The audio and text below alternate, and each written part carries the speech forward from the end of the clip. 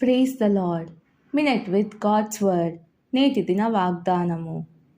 ప్రకటన గ్రంథము 21వ అధ్యాయము 4వ వచనము.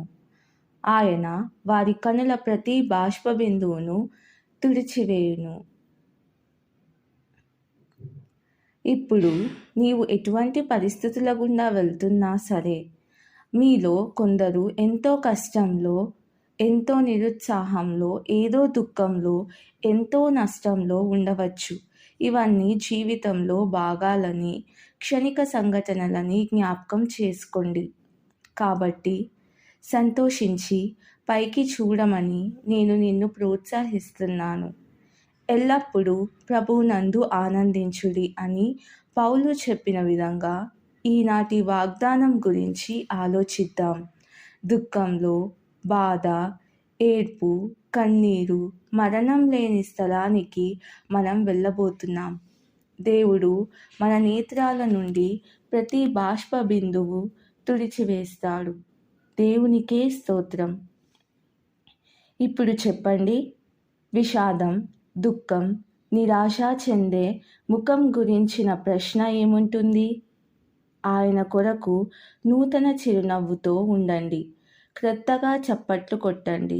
నూతన సంగీతం ఆలపించండి. నూతన కళ కనండి. నూతన పాట పాడండి.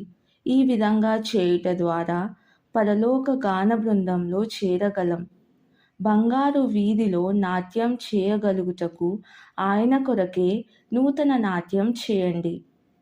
పరలోకంలో ఆయనను స్తుతించుటకు, మరీ ఆరాధించుటకు ఆయన నిమిత్తం నూతన స్తుతి చెల్లించండి. సదాకాలము నూతన శకంలో ఆయనతో జీవించే వరకు ఆయనతో నడవండి. ఆయన పాదాల చెంత కూర్చోండి. ఆయనను ప్రేమించండి. ఆయనను సేవించండి. ఆయనకు లోబడండి. ప్రార్థన.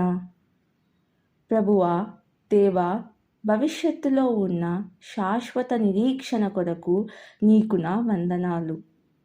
నిత్యత్వంలో నా దేవునితో సదాకాలం జీవించుటకు నేను రాబో నూతన శకంపై నా దృష్టి నిలపండి. యేసు నామంలో ప్రార్థిస్తున్నాను తండ్రి. ఆమెన్.